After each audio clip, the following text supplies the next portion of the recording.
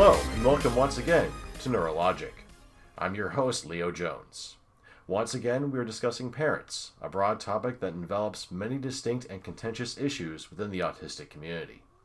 With me today is Jane England, a neurotypical parent of an autistic son, registered nurse who works with families in the Medicaid population accessing medical and behavioral health resources. Welcome, Jane. So tell us who you are, what you do, and why you're here today. Hi, Leo. I'm here at your invitation. I have a great interest in autism, not only because of my son, but because of the population I work with. And I've gone to a lot of autism support groups. It's very hard to find good support as a parent of an autistic child. And I continue to try to reach out to families with real resources. All right. So I'm going to start with a few questions, more personal questions, and then we can kind of get into more of what you do on a professional level. What made you consider having a child? My son would ask that question. Why? I'll just get really personal. I didn't have a great childhood. I had a very difficult childhood.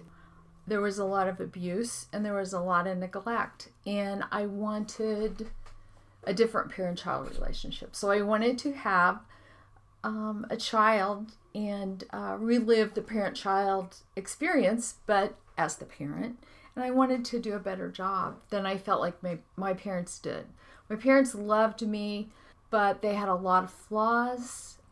I didn't want to make the same mistakes they did and thought I could do better like everybody does. But the path with good intentions is always flawed. And maybe autism was a gift because it taught me so much and forced me outside of myself to be a better parent. When your child was diagnosed, how did you feel? What was your reaction and why? First of all, my son's adopted. So there wasn't like this genetic blueprint that, oh yeah, he's like this kid, or he's like my husband, or he's like me, or whatever. He was his own self, and we hit the terrible twos. And we never seemed to leave the terrible twos. And I knew there was something wrong. And I went doctor to doctor to doctor, and nobody had an answer. And the first thing they came up with was ADHD. And I read everything I could find, and it didn't seem right. But he needed something for his inattention once he started school. And the medications didn't work. We went to the pediatrician. We ended up going to psychiatrists. We went to psychologists. We did all kinds of testing. Nothing ever fit. Nothing. Until one time there was a group, I don't even know if they still exist, called CHAD. It was a support group for attention deficit disorder. Okay. And in Kansas City, even at St. Joseph's. And they had a lending library, and I read this. It fit him to a T, and it was Asperger's syndrome. But there was nothing to find about Asperger's syndrome. Back then, we didn't have the internet. We didn't, you could go to a medical library. I went to KU, and I researched it. My son was born in 1987.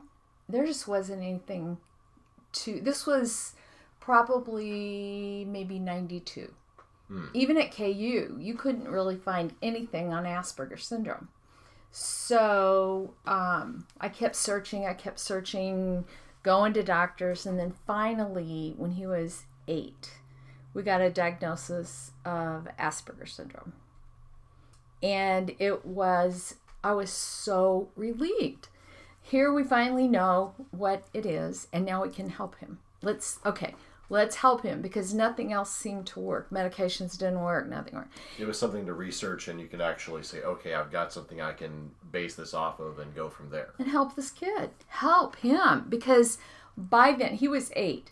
By then, school was a nightmare. He wouldn't get up. He wouldn't get out of bed. You'd get all these doctors who would tell you, here's what you need to do. We held him back, so he didn't start kindergarten until he was 6. I took my kid in his blanket sleeper with his clothes in his backpack because he wouldn't get up and get dressed, stuck him on the school bus, thinking, they said, oh, that'll cure it. That'll cure it. Well, the next day, in his blanket sleeper with his clothes in the back, just day after day, it didn't work. And he was telling me there were problems at school. But all the experts were telling me I needed to be consistent and to discipline him. So this went on. I mean, he was in second or third grade when he was diagnosed. And I mean, if I knew then what I know now, I never would have put him in public school. Why is that? What were the issues you had in regards to public education? I don't know if it's just public education or it's all education, but the best he ever did was when I pulled him out of formal school and put him in a GED program, and it was a one-room classroom, and he was in this classroom with kids kids who had been, I mean, just all categories. He was in a classroom with lots of other students, so students who had been held back, who were remedial, who couldn't or just would not progress through a regular standard classroom, is what you're saying. Yes. Okay. So yes, he would. I mean, there were kids who had been behavioral issues. There were people who had really not gotten. Maybe they were in school, but they really hadn't gotten an education. They may be from all different backgrounds, just all kinds of stuff. He thrived with one teacher in a small classroom. They went 9 to 3, but you could come when you could arrive when you could and leave when you could. He did so well, whereas the public school system is so rigid. He likes to learn what he wants to learn when he wants to learn it, which sounds, I don't know, very self-centered maybe, or... I don't think so. To be quite honest, that's kind of the way I felt. It was, okay, well, I want to learn something, but I want to be the one who wants to do it. And if I don't want to do it, I'm not going to stick with it. They're like, we're going to learn about this. I don't want to learn about this. I'd rather learn about this over here, but if you're going to force me to, then I will go through the motions, but I'm not going to remember That's anything. exactly. Yeah. So then he had, say you're talking about, I know he studied geology in college. He studied it, and it was like he wanted to learn everything about this one particular rock, and they just overview and then on. Well, by the time he couldn't get his questions answered, teachers wouldn't listen, they had to move on, and then he was lost. And I mean, it was like that with every single class. And now that I see the way he learns, I wish I had homeschooled him and we could have had so much fun, go to museums and go do enrichment. And he's so bright, he could have learned it on his own. I hated the fights. We got services through Kansas City Regional Office, and the person who provided the services, that we got funding for those services, all the money was taken up going to school for IEP meetings to fight with the school to get a good IEP written that the teachers would ignore. So it was like worthless. It seems like there's a lot of fights in regards to IEPs, 504s, as though you're having to go in there and fight for something that is legally, but by law, it is legally there and deemed that this is an accessible thing that must be provided in an educational setting. It just seems like there's a huge uphill battle for something that is, legally speaking, required. I'm not sure exactly why they resist so much. I mean, is it a resistance because of money, or is it also they just don't want to do it? I'm not as familiar because back when I was in school, I wasn't even diagnosed yet. That was the thing. So I guess when I was going through school, by the time I got diagnosed, I was pretty much on my way out.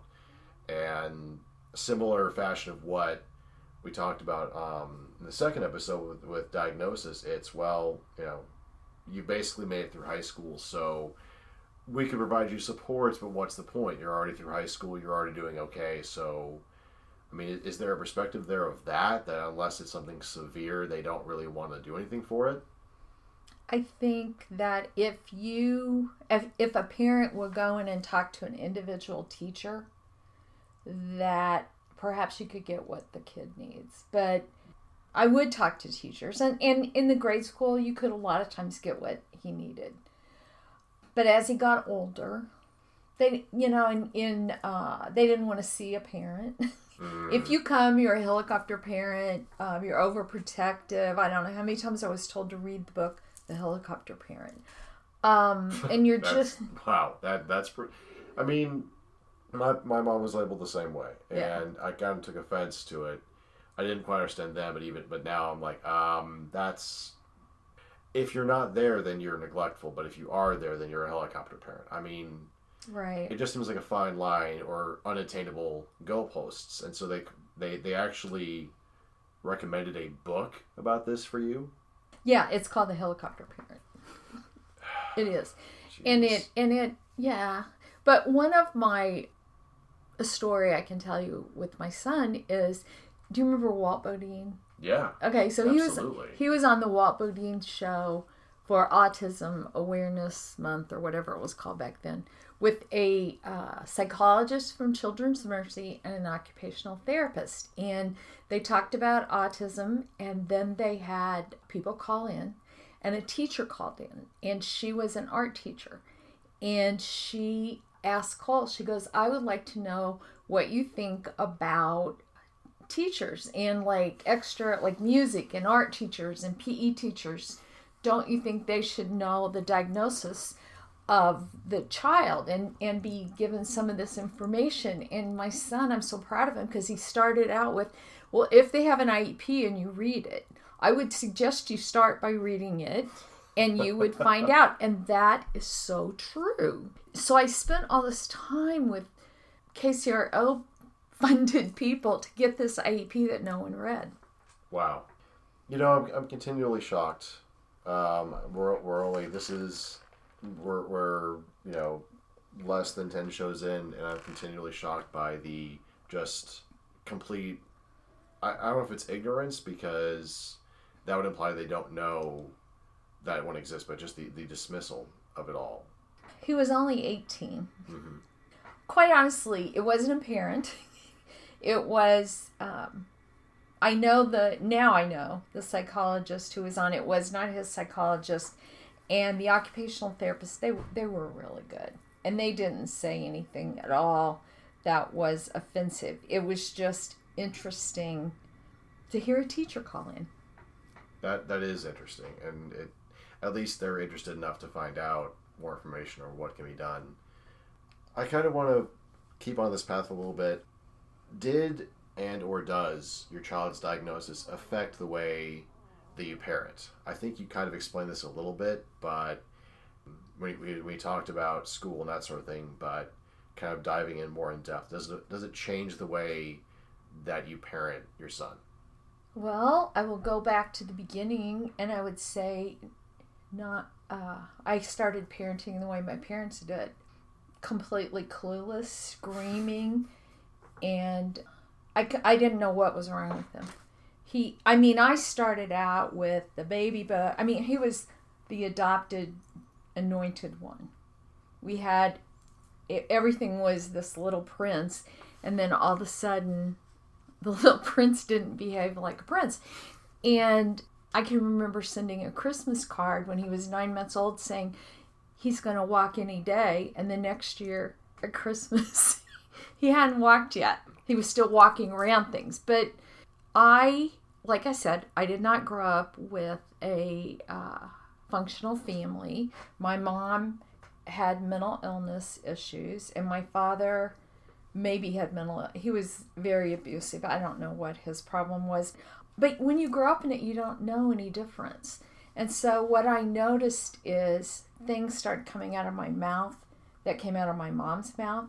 Like, what is wrong with you? Why are you doing this? Are you trying to drive me crazy? And I was like, where is that coming from? So I started going to therapy. And that helped tremendously for me to start understanding where I was coming from and to change my behaviors. And then we were going to behavioralists to try to understand how to discipline him and to help him, really help him. But it was probably focused on disciplining when he was young. But I don't know, it was a real process of education. But I can't overemphasize the value of my going to therapy and addressing my own issues.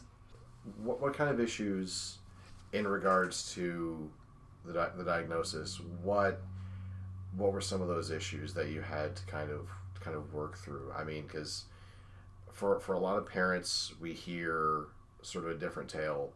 We hear when they get the diagnosis, they're actually more of in a state of grief over perceived loss of a child. And from your perspective, you said you were relieved, which is not what most would consider to be a typical reaction. But whenever you're raising your child, like, what things did you have to kind of work through? What things did you discover or work through with a therapist that you would say were important to you understanding in this case? Well, like yelling at my son. He could not go to sleep at night at all. He couldn't go to sleep till maybe 2 or 3 in the morning. And you'd get tired, and I couldn't understand it. And I'm trying to do everything perfect. I mean, trying to do everything opposite that was done to me, and still he's not behaving right. And then I'm becoming my mother, and I don't like it. And I can't understand if I'm doing everything the way I think is just the way I'm supposed to, and this still isn't working. It was just so frustrating. And so he's ADHD, and okay, here's what you do. And I mean, you put him on Ritalin, and he didn't act on Ritalin the way you would think he would. He had like this rebound where he got even more hyper. And kids don't eat when they're on Ritalin. And I'm cooking like a full meal at 9 o'clock at night when he comes down from the Ritalin, because that's the only time you can get him to eat. And then of course there's the judgers who are going, you shouldn't cook a whole, including his dad, you shouldn't be cooking a whole meal at 9 o'clock at night. And I'm like, well, then he won't eat. He won't eat anything all day, because I can't get him to eat when he's on the Ritalin. And well, I'm a bad parent because I can't get him to. You just feel like you're the middle of an Oreo cookie.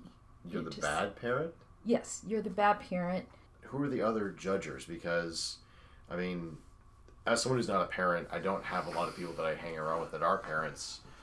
And, I mean, who makes these judgment calls? Who views your life and makes these judgment calls and makes you feel insecure because of this?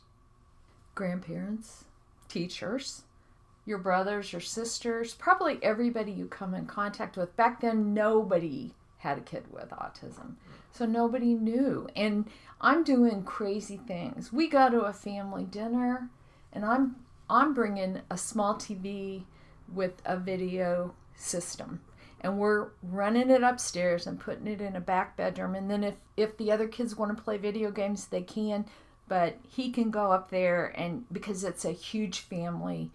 And it was, we were, he's an only child. What a spoiled little only child. Mm. Have you tried spanking? If you would just put the food on the table, and he doesn't get snacks or other treats unless he eats the meal, and he will soon eat a meal. No, he won't. No, he won't. So he was basically, the stubbornness is what came up, because he's like, well, then I'm not going to eat the meal.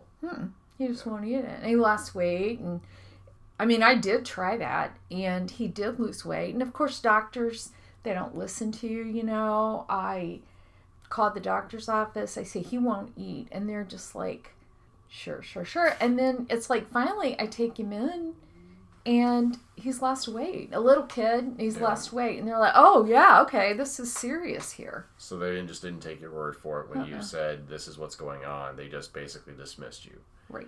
What's the difference between you and others that we encounter, those parents who are they're full of grief, or they're full of anger or resentment, or they're just, they just seem to be very, very upset, and they're trying all sorts of unlicensed, unverified, sometimes even harmful things. What changed for you that doesn't seem to be changing for them? Well, first, I'm a nurse. I believe in immunizations. I know science has shown immunizations don't cause autism. I don't, when he was young, they talked about gluten-free. Gluten-free was the deal. And we started with dairy. And they said, eliminate dairy. And one way to easily eliminate dairy was to use soy milk. So Cole was a big milk drinker. So I bought, I think it was a quart of soy milk, thinking, okay, we'll try this. And he took one sip of it, he hated it, and he quit eating because he didn't trust me. That I was putting like poison or something in his food. And when I was a little kid, I was abandoned a lot. My father was abusive, and my mother, there was a lot of craziness, and there was a lot of, we lived on a farm, and school was like 6 miles away, and like I do Girl Scouts, and I would wait hours and hours and hours for somebody to come pick me up. And then I would complain because I had to sit out on the street waiting for somebody and get in trouble for complaining. I don't want to belabor it, but a lot of abandonment. I wasn't going to abandon my kid. It just wasn't going to happen. I would never let him feel like that. So maybe that, I don't believe I don't know, when we went back to talk to a support group, and the thing then was essential oils. Yeah, essential oils are okay, but I don't think essential oils will cure autism. And that's kind of what some people were trying to share. We were talking a little bit ago about The Good Doctor. Now, I will say this was so funny, because there was an episode of The Good Doctor. You can edit this out if you want. No, we're gonna keep it in. You talk about The Good Doctor. It's a show. It's current. Okay. So The Good Doctor is a doctor who is a savant with autism, and this episode, there's a teenage boy who comes in who is autistic, and he is being restrained, and the doctor goes, he's not psychotic, he's autistic. And what happens in the course of the episode is this teenager develops a level of trust with the autistic doctor. Now, this autistic doctor was abandoned by his parents. I mean, he had a very difficult childhood. And so at the end of the show, the parents who didn't want the autistic doctor to work on their child, it was just kind of like, I don't know. They said, thank you so much for helping our son, because of course he diagnosed him and cured him and all this. And he goes, thank you so much. We just love our son. And he looked at the parents and said, well, you're welcome. I didn't have parents who loved me that much when I was growing up. Of course, I didn't have parents who put me on a ketogenic diet that caused my liver to malfunction and my bowel to infarct. And it was just like perfect. And yeah, wow. So it was so, that was really felt so true. And I don't know where I'm going with this, but I love my kid. I love my kid so very much, and I would do anything for him. And I took a lot of time and spent a lot of time trying to be mindful and figure out where I was going with stuff. It just seems that you put him ahead of your own interests at that point. Well, this isn't working, so we're not going to do this. We're going to try this. We're going to try that. It doesn't seem like you've put the way you were viewed by other people or the way he was viewed by other people ahead of what essentially would be best for him. Yeah, but I think I bared a lot of stress, and I tried to hide maybe what I was doing, but not in any way to impact him. So I internalized the stress on myself, but I wasn't going to change the way I was treating him. Do you think a lot of parents today are dealing with a large amount of stress that is not caused by the child having autism, but by the reaction and the perception of autism by their immediate family and the people around them. So I work with a lot of families. I'm in contact with a lot of families who kids are just diagnosed, or kids who have been diagnosed for years and they're not getting any help. I don't know if it's perceived in a negative fashion. I do think parents need to grieve. What is that article, Don't Grieve for Us? Yes. That's an excellent article, and I do recommend all parents read that. And I do think parents have got to grieve the loss of whatever they thought they was the perfect child, to accept the child they have right now. I think there's a lot of that. I see a lot of parents who are influenced by their family, and or maybe they're just not educated. I mean, I work with poor people, and not all poor people are not educated, and not all the families are poor.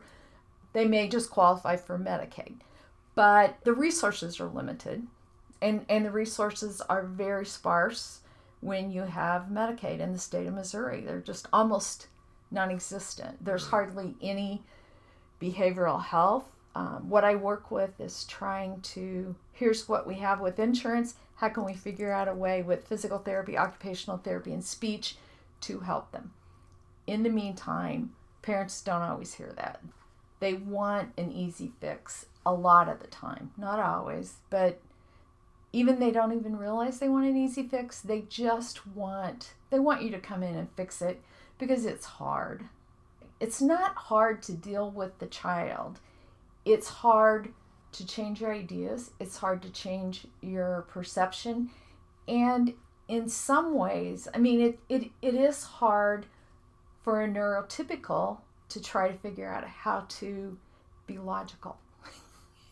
And that's hard. It seems easy, but it's not. I found it quite interesting you talked about parents needing to grieve, but not grieve the loss of the child, but grieve the shedding of their expectations of what they want that child to be, which I think is a very, very unique way of putting it. And it's also very poignant because a lot of them have perceptions. And you brought up The Good Doctor and others, and on those shows you'll have parents who will say things such as, well, I always dreamed we'd be playing ball, or we'd be doing this, or we'd be doing that. And I honestly, I do agree. I think the shedding of expectations needs to happen. I hadn't quite fully considered that maybe there had to be a grieving process for that, but would it be because when a parent is expecting, they build up expectations before that child is born, or is it just part of having a kid? I mean, are there expectations when you're expecting a child? Yeah. Well, I don't know, because Cole's adopted. Well, I mean, I'm sure it wasn't instantaneous. I'm sure you didn't walk in and here you go, and they just handed you a kid right off the street. I wanted my kid to be what he wanted to be. And my son happened to be very verbal. And I can remember telling my husband that, well, he'll be going to Harvard or, MIT or, whatever. We're going to help him do that because he is so smart. And that's okay. And everybody told us back then, he's so smart. And he is smart. He's very smart. And you start thinking, wow, I think I got a prodigy here, and you start planning, okay, then, this, and you start thinking about all the stuff that you didn't get to. I went to a little high school, and we didn't get the you didn't get to go to Europe, you didn't get to go debate, all these things. We didn't have that, and so you start thinking about them being on the debate team, or maybe he'll go to Europe for a semester, or I don't know, all of that stuff, which is wonderful. It's really wonderful.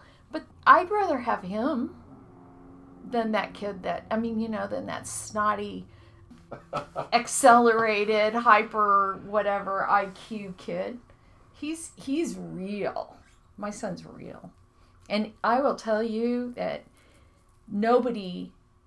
I don't have a single friend in the entire world who is as honest as he is, and honesty is worth everything. So we've got a little bit more personal, but I wanted to also discuss, and I asked this question of our previous guest, what would be a proper age or time to tell one's child that they're autistic, and what would you include in explanation of autism? You deal with a lot of parents, you deal with a lot of families. I'm sure this is something that you've thought about quite a bit. Cole's adopted, and the day we told him he was adopted was the day I got him.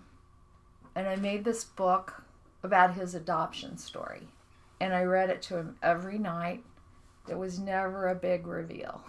He always knew he was adopted. The same way with autism. I mean, we didn't find out as quickly. We told him. I mean, he was 8.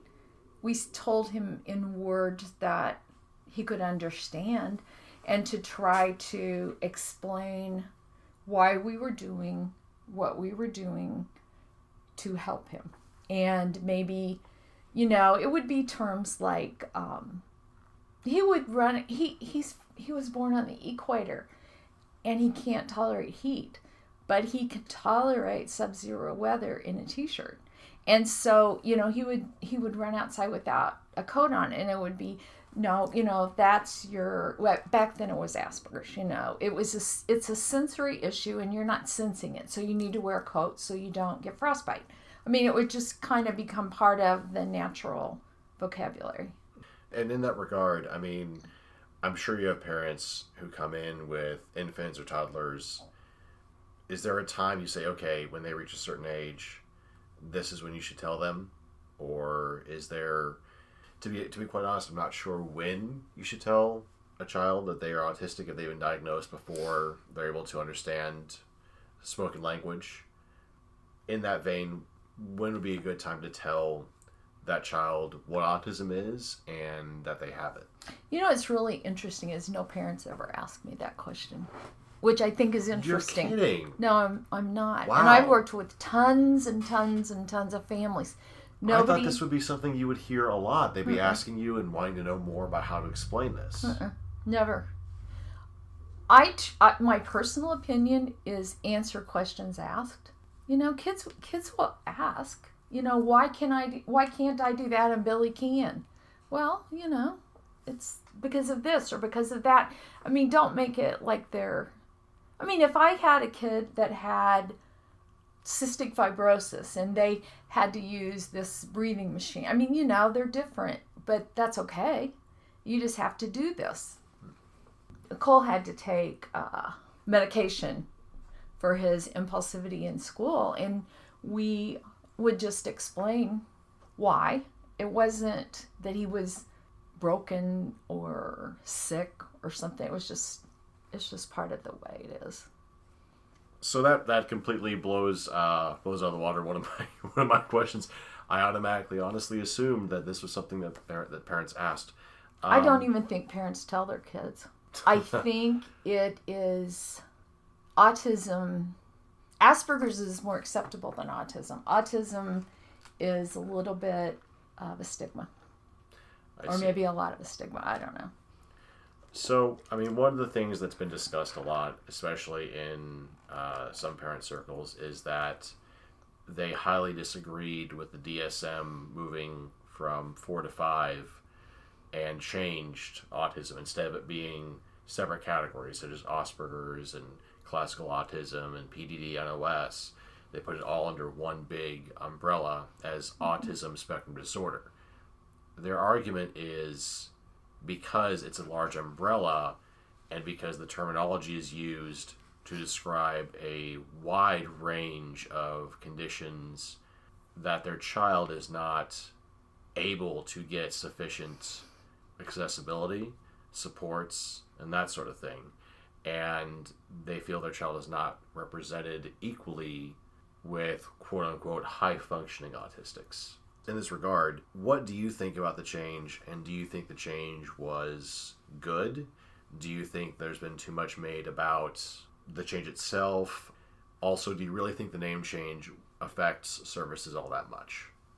I know it's a lot of questions on a row. It is a lot. No. The name change doesn't affect services. I can say that's 100%. I was worried that the name change would affect my son. getting any services, or I don't know. He has disability. Was he going to lose that because of the change? And it didn't change anything for him. I think it made the diagnosis clearer. That PDD-NOS was such a gray diagnosis. I think autism, it captures things better. That's just so far what I've seen. I like it because when we've gone to support groups, you go around the room and as a parent support group, and you introduce yourself, and you can watch the parents, and then it'll be, "Hi, my name's Susie, and I have a 10-year-old son with Asperger's syndrome. And hi, my name's Sally, and I have a 12-year-old daughter with Asperger's syndrome." And then you get to Becky, and she will go, "My name's Becky, and I guess my son's low functioning." It's a stigma those parents, maybe they bring on themselves, but I have to say that when my son was little, I would be like, I am so glad my son has Asperger's and not autism. And I'm not happy to say this. It's embarrassing, but I felt maybe like he was, I don't know. I don't want to say, it's going to sound horrible, like we were better off, or we were More fortunate? the lucky ones, or we were above.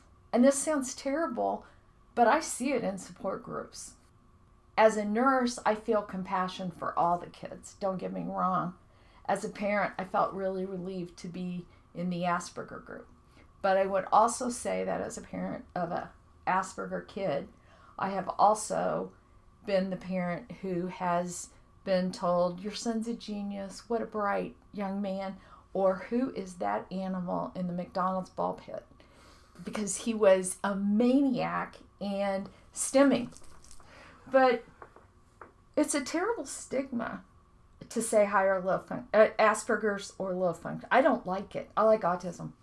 With that, some of them parents have said with that, because they're not separate categories, they're not able to more clearly define the functioning of their child, and it is believed by them that this means that they won't be represented as well.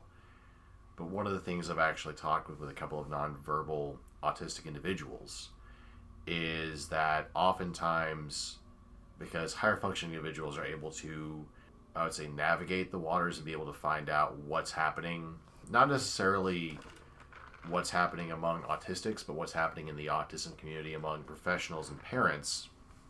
They're able to find out when a meeting is taking place, when this event is going on, when this radio show is happening, to be able to call in. What we're seeing, and what one nonverbal autistic, Nico Boskovic, who is a prolific writer, there's a lot of things he can teach you. But anyway, what I'm saying is that one of the things he said was, invite us to the table.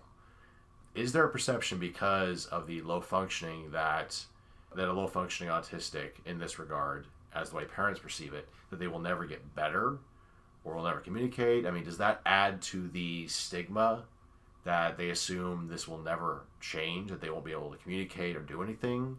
Maybe. I talk to lots of parents, and I try to get do a general assessment of what are the strengths and weaknesses of the child, what are the needs of the child. And what I find all the time is nonverbal kids need some sort of a method of communication, and frequently you will have behaviors because they can't communicate. And the first thing I try to get them to do is to go get a speech therapy communication device evaluation, or maybe a communication method evaluation, depending on the age of the child. It's covered by Missouri Medicaid, and I think it's probably covered by most health insurances too. Most kids, if they can't have private insurance, qualify for Medicaid, so they should all be able to get one. But frequently parents don't do that. And I don't know if that is a lack of education on the part of the primary care doctor. They apply for services through Kansas City Regional Office, and it's 5 to 6 years before they can get, there's no services. But if they went to a good speech pathologist, that's what they would tell them to do. I mean, a lot of kids get 15 minutes of speech therapy, PT, OT a week at school. And I don't know why the school is not telling them to do that. Or they may have a communication method they use at school, but they don't use it at home. All the time that happens. But yeah, I would say parents of I hate to say low functioning. I would say kids that are typically, what is low functioning? Is that nonverbal? That is what is assumed. You'll hear nonverbal, or is not able to sit for longer periods of time, is not able to at least, mask making eye contact, or being able to function in what is perceived as a normal manner. It's basically, when you think about persons such as Rain Man and others, it is they can talk but only use echolali, or they have trouble going to the bathroom, or one of the favorite topics, of course, is poop smearing. Mm-hmm. They just absolutely love to say, well, they smear poop everywhere. It's like, well, they're not going to do that forever. Mm-hmm. I mean, if you talk to any nonverbal autistic who has grown up and has a way to communicate, they will say, yeah, I may have smeared poop when I was a kid, but I'm not a kid. I'm not doing that anymore. Well, I guess, the low functioning, as I think about it, that comes out in the support group. I don't think as a nurse, when I'm calling families, I don't ever remember, just a one-on-one conversation, a family going, my son's low functioning. They say, my son or daughter has autism, and then we talk about, how does that impact your child? Well, they can't speak, or, and then they go on. I prefer to, how does it impact your child? I think low functioning is a societal label, maybe. I question that. They can do everything else with their nonverbal, that all of a sudden then just everything gets lowered. It's, they won't be able to give a speech, or they won't be able to do a job interview. They won't be able to do this or that. And it's a very all-encompassing bar. So in that regard, when it comes to low functioning, nonverbal is the biggest one. Everything else, is sort of under that, but that's the one where you hear parents say, well, I just wish I could hear them say, I love you. Well, you're not, if they're nonverbal, they may not say it through there, but there's other ways they can say it. Right. And I get the emotion with that, but it also just hits them going, well, but they're going to communicate in other ways, and they're going to grow up. They're going to be able to do these things. They do grow up.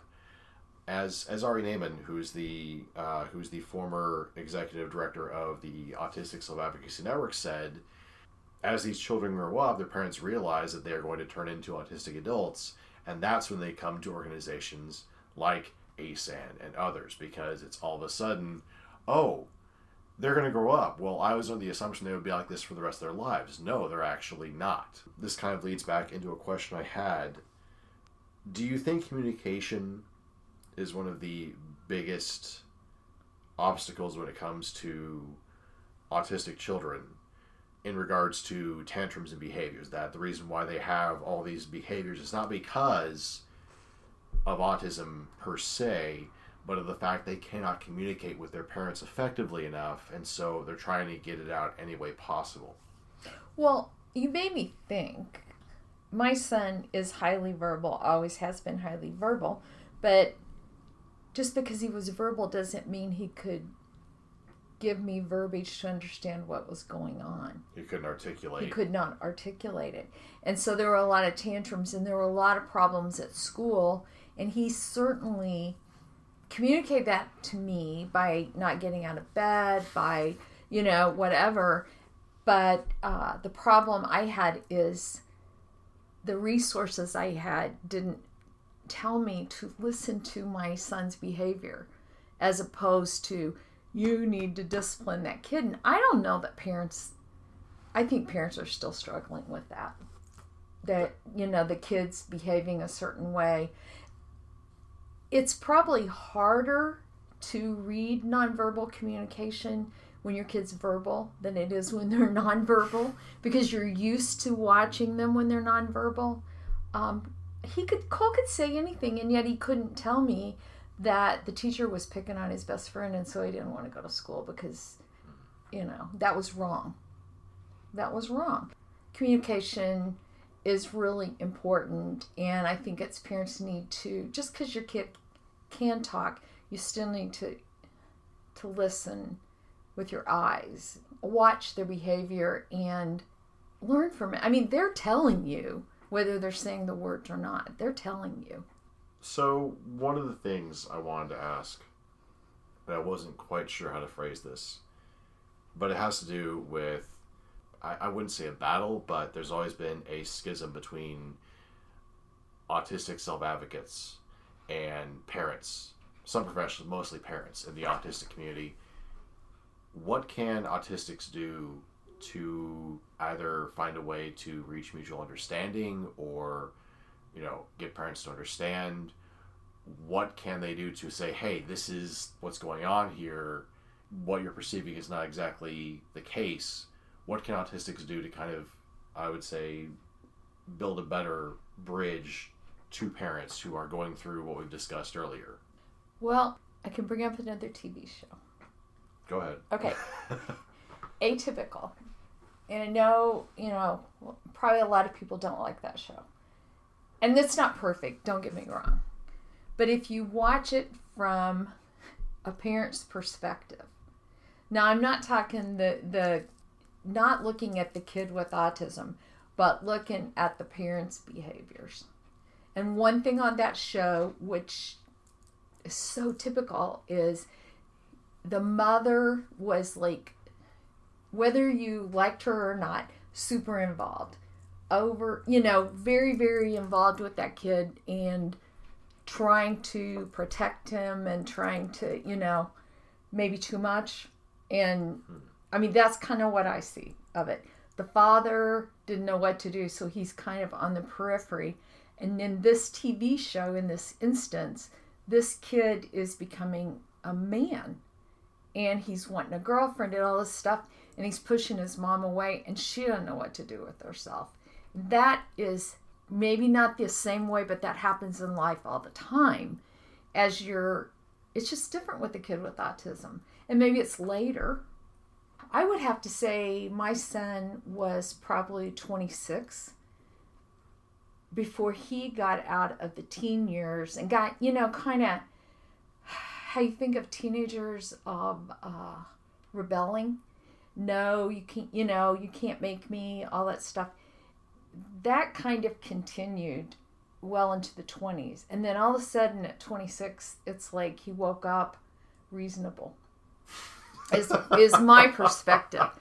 I'm not laughing because I'm laughing at the situation. I'm laughing because that mirrors the way that I perceive I grew up, and my parents basically said, it's like, no, we knew this was going on, but you wanted to move out, you wanted to do these things, and there's only so much we could do, but we kind of had to let you kind of explore your own, and all of a sudden you didn't turn on a dime, but you did change things and you did learn.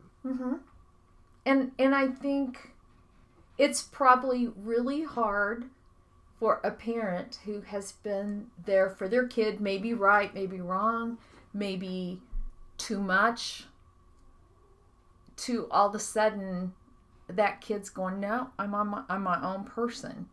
It's hard in a neurotypical kid with a neurotypical parent. With my son, it was hard. I mean, it really was hard. I kind of felt lost. And then it's like, wow, it's great. But it's an adjustment.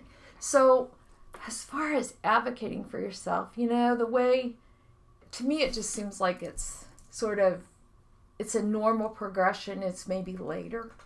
But you have to listen to your kid. And if they want a girlfriend or go out on dates or, whatever it is, get a job, whatever, you have to step back and maybe ask them, what do you need? Ask them. But it's hard as a parent. I don't care what the situation is. I mean, as self-advocates, oftentimes we're the ones who are we're either fighting for a piece of legislation or against the piece of legislation, or we're having to try and advocate through organizations or to organizations. And one of the things I've noticed is a lot of parents will dismiss the concept of neurodiversity. They will dismiss what we have to say. I don't know if being more reasonable, or saying we understand where you're coming from, because oftentimes we'll hear the phrase, and it's repeated constantly, well, you're not like my child. And to be honest, I'm not sure how to overcome that, how to overcome the animosity, the sort of antagonism that comes from some parents, because as self-advocates, we talk about these things. We say, well, this is bad. You know, we want this to stay here. We want this coverage to stay. We want these things to be there. We want the accommodations to be here. And we're advocating not just for ourselves, but for future autistics, because we know, well, we fought these battles. We don't want them fighting the same battles. I mean, how do we connect with parents so they understand and not dismiss us just out of hand? Okay, first of all, when you're talking self-advocacy, I'm not thinking legislation. I wasn't thinking that. No, that's okay. But what I'm thinking of is just advocating for the lifestyle that they want. You know, I mean, I'm talking baby steps of self-advocacy. Okay. You are light years. You know, you're light years ahead of a lot. I wish I knew. I don't know, because I think those parents are so frustrating. I just want to knock them up. I want to shake them, or I want to, you know, there's the part of me that has a lot of empathy, and you want to help them, but they don't want to hear. They will not hear what they do not want to hear. And my son was talking at a support group, and he's talking to these parents. This was in Johnson County, and talking about what his passions are and what he can do, and what life is like for an adult on the spectrum. I wish I could have had that when he was little, to know his insight. And then, they're asking him what junior high was like, or, stuff like that. And then afterwards, I'll have one of these parents come up to me and hand me a card that says, you take him to Hammerspace. They'll take care of it for him. Because he likes to build stuff. Right. Well, yeah. But, that'll be the answer. And it's like, no.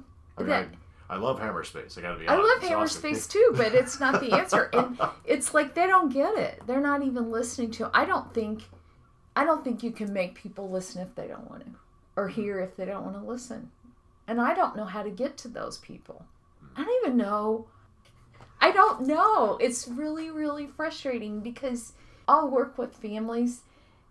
Okay, so I had a family that had a 4-year-old who was, the family had an older child who had a medical diagnosis. Then they had an autistic kid, and they had a younger kid who was 2 that was probably autistic. And the 4-year-old was out of control, running out of the house, and the whole family, it was just children's division, the police. I mean, it was just a parade of people coming in.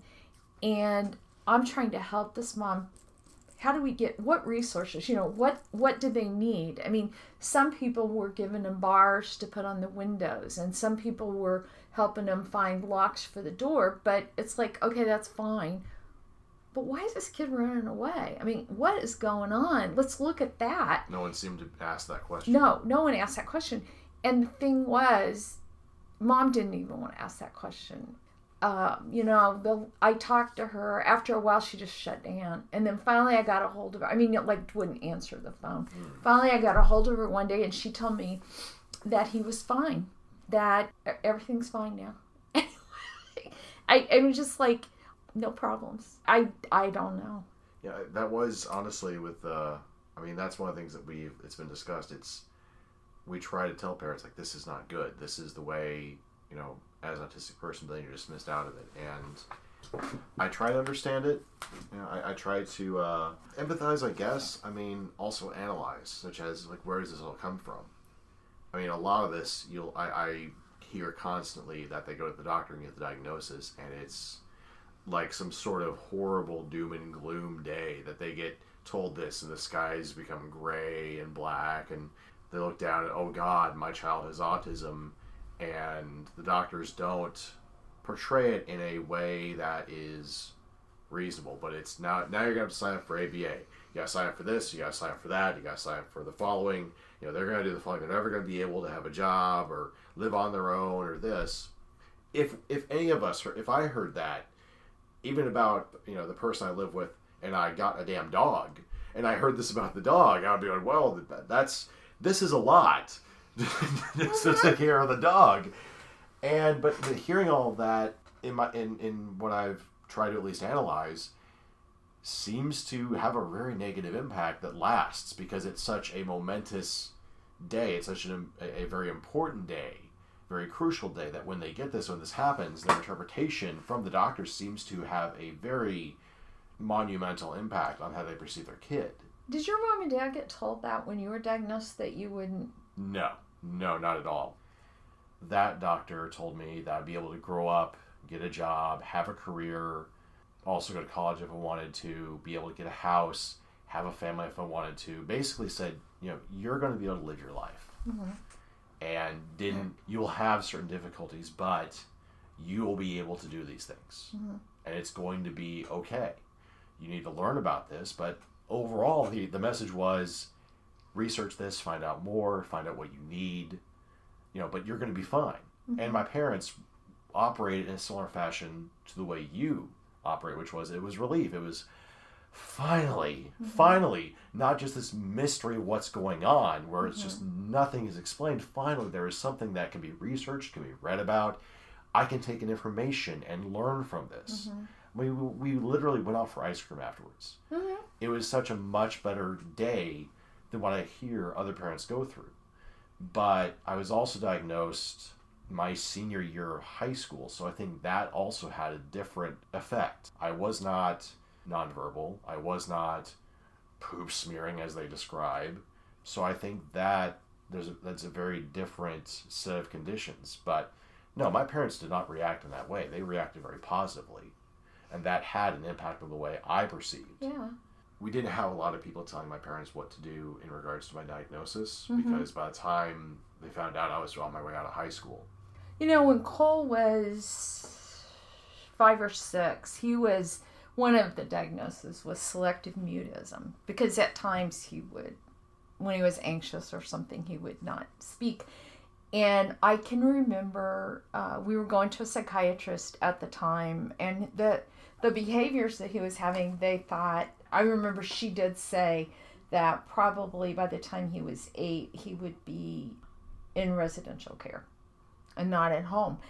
And I can remember I had what I know now as a panic attack. Like, you're not taking my kid. Nobody is taking my kid. Nobody is taking my kid. And it was like a hell-bent mission that may be, I forgot all about it. That could be something that really spurred me on. I mean, it seems like they're scaring the hell out of parents. And they take this, and you'll hear them talk about these things. And then later on, when their kid grows up, it's, oh, wait, things are going to be okay. But you know what? Cole was at the end of residential placement. There isn't. I mean, there is now, but it's for kids that are... It's not for just a kid with... I mean, people with cerebral palsy, they would just put kids away and out of society. They just don't do that anymore. No. And even when Cole turned 8 or 9 years old, there is when they're acting out, I guess, or whatever, but there was no residential home that was going, oh yeah, we'll take all the kids. I mean, not that I would have ever let him go, but he could have years before. I don't know. What would have happened? He would have also had a one-room schoolhouse, and he probably would have flourished. So, I try to understand from what I hear and what I read with parents and what they are exposed to, and I think it makes a huge world of difference, because it just, when they describe what they're being told by doctors, I'm like, this would scare the hell out of me. Mm-hmm. And because of that, then they're much more susceptible to all the negative connotations. And then when they hear the positive, well, but this doctor told me, so I'm not going to rely on you, even though you are autistic. It's just, you're not like my child, so that's different. So I think there's a lot of schisms, I guess, that go along with this that just seems to... I try to understand, because I don't want to just basically, as one of my friends, but I don't want to shit on parents. Mm-hmm. I don't want to say that they're all bad, because they have reasons behind their actions, no matter how illogical, but they're very emotional. Mm-hmm. And, I mean, for example, card showers.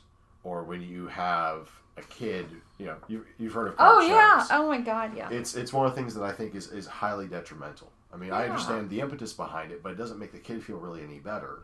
And if it does, it doesn't help to explain why. It just says, oh, we'll just do this and you'll feel better. But for how long? Yeah. They recently there was a kid who nobody showed up his birthday party, so 200 people from the internet sent him cards and then showed up. And they all showed up to his birthday party. And I'm thinking, okay, that's great, but what about next year? There doesn't seem to be a lot of forethought here of, because when I saw all this stuff about card sharks, when I read about them, about, these people who didn't have anybody show up and all of a sudden they get just thousands of birthday cards, they're not going to get them every year. None of the people that sent those cards are going to say, oh, it's this date, I got to send another card to, Billy or Susan or Jack or whoever. Well, when you were a little kid, would you have cared if you got 200 cards? I mean, it would have been super cool, and I would have, honestly, the next year I would have expected something. I mean, even though my parents didn't teach me that, I would have been like, wow, I got 200 this year. I'd get more next year. Cole would have been, is there money in them? That's it. Okay, I don't care. Oh, that's good. That's good. I like that. I just think I think kids with autism typically are even, I don't care where they are on the spectrum, they're too smart for that. This card is from Bill Jones. Who is Bill Jones? Why is he sending me a card? Yeah, I mean, Bill Jones from Frog Circuit Lake, yes, Oklahoma. No. I mean, but I would have figured it out. Yeah, I would have totally been figuring it out, but I would have hoped, because I've been like, this is still kind of cool as a kid. So. But see, I don't think when Cole got the diagnosis, I don't think we got all that gloom and doom. I think we just got, here's what we think and here's what would be helpful. But there was a book, the diagnostic summary, and that's what parents get today. They go through that whole dang book, and here's the results of this test, and here's the result. I mean, you could snooze. It's like, tell me what's going on. Well, then they have about a paragraph or two of what to do. I understand you need to know all these things, but I think by then the parent they need reinforcement of, okay, here's what you need to do, and I don't know that that's always. Yeah, a paragraph or two telling them what to do does not seem sufficient. No. I actually read an article by Kathleen O'Grady from Huffington Post who said, what happens to parents when they disclose their child is autistic? They get told that vaccines cause autism, they cause their child's autism, there's a cure for autism, but then they also get things such as people will try to donate money or toys or something.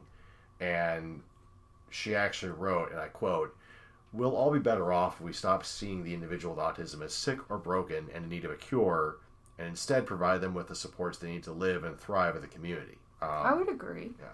Do you get parents who are told that they caused their child's autism by others? I mean, is that something that is common to hear? I worked with the culture plays huge in that. I worked with a Vietnamese family. In that culture, in that particular family, I'm not going to say all Vietnamese families, in that particular family, the extended family felt that autism was the punishment for parents' sins. In this particular case, the mother had been raped. I mean, no fault. Right. Well, rape is never. No. Yeah. I mean, totally. But it's like that was the punishment. And then trying to deal with the child and carrying that burden, I'm not giving the information you need to take care of that kid. Well, and then carrying the weight of that, the guilt that I caused this somehow. Because you can tell mom, no, you didn't cause this, but you grow up thinking that, and you got everybody around you condemning you and looking at you and shaming at you, and you didn't have that when your son was diagnosed. You didn't have the culture around you that blamed you for that. Oh no, but see, Cole is adopted, and I always said if he turned out well, it was environment. If he turned out bad, it was genetics. So I'm kidding. It's a joke. I was sitting there like, what? What's going on here? To get off the hook. You throw in. No, I was not blamed for it. But Right. that's a luxury because he's adopted. It's not my genetics. But Right. what if the child is yours and everybody around you thinks it's Thinks you did something. genetics? Yeah. There just seems to be a lot of blaming, and I've tried to understand, because the parents don't, I've talked with quite a few parents, and they don't, there's not a negative connotation towards the kid. They love their child, and they would do anything for them. It just seems like there's so much at play regarding their own psyche that it's hard to break through and say, look, we are autistics. We've been able to thrive and grow and do things. Here's sort of a guide that you can use. You don't have to use everything, but there are things you can do. Here are some paths to go down on. And there's not really any guidebook for us to get through all of that psychic trauma that parents seem to be going through, not because they're kid, but because of what's around them. Yeah, but see, you are doing that, and Ari, and all these adult autistic people are doing that because I didn't have that, and your parents didn't have that. They didn't have adults with autism the only one was Temple Grandin. Right. Yeah. That was it. She was it, and there was a girl from Australia. She wrote a book, Nobody Nowhere. I read everything I could find by an adult with autism. Because you didn't know. You didn't know him in the community. I didn't know what the future held, and I wanted it to be the best it could be for my son. What do you enjoy most about being a parent? Well, I will say, what do I enjoy the most about being a parent of my son? I enjoy having a friend, an honest friend who will call me on my BS, or who will just tell me the truth. I love that. I don't understand how he does this. Like I said, I grew up in a family with dysfunction. I have a great deal of difficulty assessing people for BS, and I will assume because they're friendly. My son can just meet them, and he's got a BS barometer. And yeah, I'm like, he can see through it. He can see right, but yet he, struggles with social skills, but or the nuances. But yes, he can see that. I love that, and he's always on. I just love doing stuff with him, and for the most part, I enjoy everything about him. I enjoy all the time we're together. I don't know any person I would rather be with and do stuff with than my son. I love him. I adore him. I think he's wonderful. Well, I'd like to thank you for being here. This was a very enlightening talk. I learned quite a bit of information, and again, I feel very fortunate that we were able to talk, and I appreciate that a lot. So, thank you again for coming. Thank you for inviting me. I always enjoy talking to you. I found out a lot about you I didn't know, and I've probably shared way too much. I love autism. I love talking about autism, and I have so much enjoyed your friendship, and I just think you're great too. That's very kind of you to say, and I feel the same way. Thank you very much. I'm Leo Jones, and this has been Neurologic.